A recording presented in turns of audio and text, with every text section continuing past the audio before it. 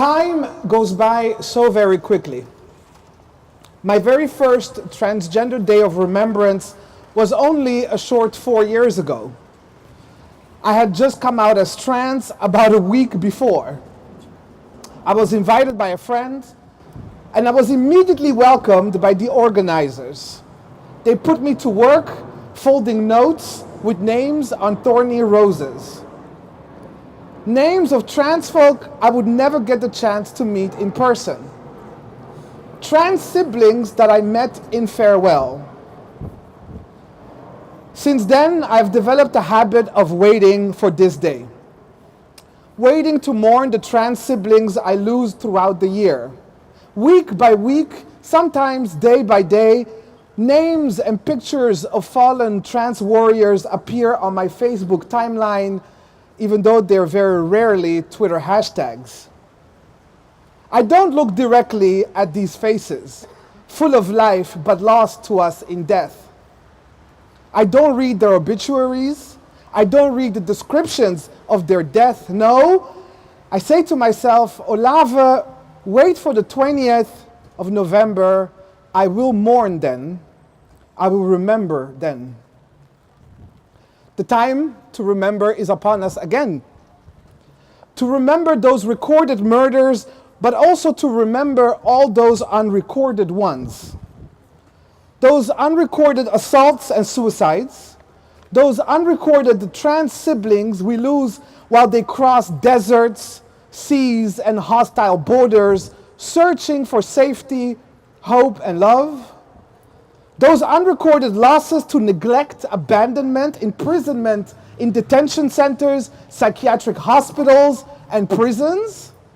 Those unrecorded losses to limited access to medical care, to education, to jobs, to housing, to transportation, to human rights. Those unrecorded losses in dignity, opportunities, and dreams. Today, I also remember my own journey. Those moments, days, months, sometimes years, that the promise of death was my daily companion. I remember when and how I used to numb my body, mind, and soul just to bear it one more day. I remember today as well the fear that has become engraved in my body. The fear of being hurt, beaten, choked, stabbed, stolen from life because of the shade of my lipstick is too bright or the swing of my skirt is too seductive. I remember today the constant rejection that has scarred my very body. It has become afraid to be seen, to be loved, cherished, even pleasured. I remember today the pain in our community, the tears so many of us do not even know how to shed anymore. I remember today that the world is bleeding us, holding us hostage to its fears, insecurities, and greed. This time around, this 20th of November, I have decided I want to remember more. I want to remember that we fight back. That trans folk here and around the world are not merely victims. No, in truth, we are survivors. We are warriors at war with systems that put people in little boxes. Little boxes that tell people how to talk, how to think, how to dress, how to love, how to fuck, how to work, how to even feel. Little boxes that try to destroy diversity, choice, and fluidity. Little boxes that can no longer contain us, my siblings. Little boxes that cannot contain us, I say. Because survivors, when together, when united, form an army. An army for fundamental change. That is why we are feared. They fear us for our revolutionary perspectives and for our power. Because, my beloved trans family, we are powerful beyond belief. Our courage and determination to live freely is only equaled by our diversity.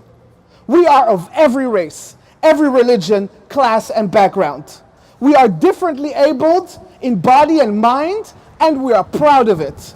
We are of every diaspora. We are black and we're proud. We are Muslim and we are proud. We are African, we are Asian, we're Middle Eastern, we're Jewish, we're Latinx, and we are proud of it. We are migrants. We are undocumented. We are documented. We are workers. We are writers, activists, painters, and dancers. We are social entrepreneurs. We are politicians. We are lawyers, doctors, and sex workers. We have the hope of the young, the strength of community, and the wisdom of the old. In other words, we are here, we are trans, and we are fucking proud of it.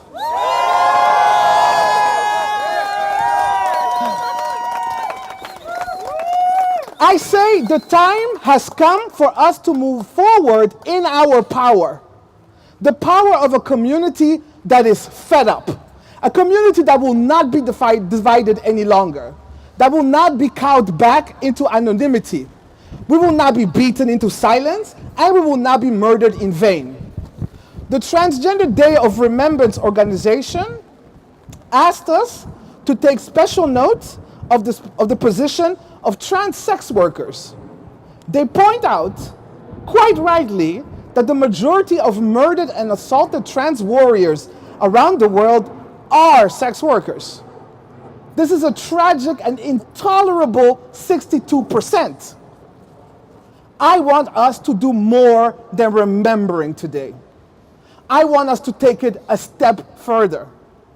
I want everyone here to commit to sex workers' rights. I want us all to declare ourselves unconditionally committed to the protection of our vulnerable, exploited, and stigmatized trans siblings and their cisgender colleagues. The upcoming municipal elections in March 2018 is an opportunity for our community, for our trans community, to demand the destigmatization and decriminalization of sex work in the Netherlands. I spoke last week with Rights for Change, and they assured me that we can make a difference if we rise up. So let us rise. Let us make clear, demand from local governments and councils to effectively protect our trans warriors doing sex works. So go home and say, I'm going to list this for you. 1, the monopoly granted to establish brothels through the current permit system must stop. Permits should be granted on a more transparent and fairer basis.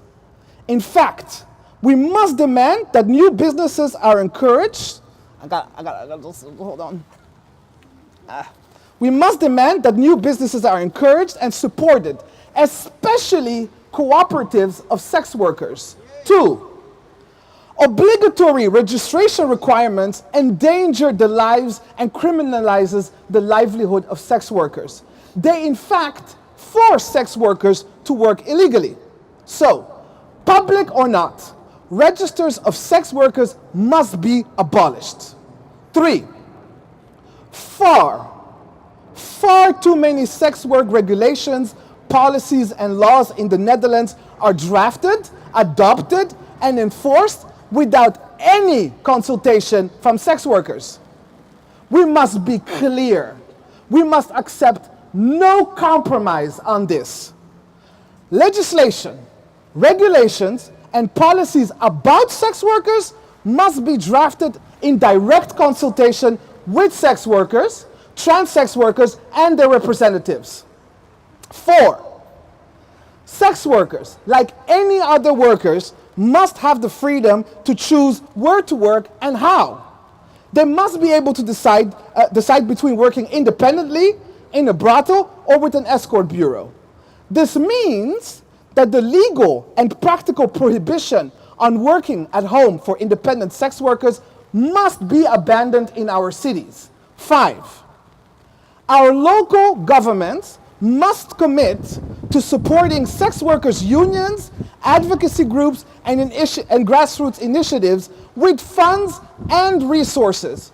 And trans sex workers in particular require safer spaces. Like I said, I want you to go home to your hometown, to your local parties and political leaders, and tell them just that.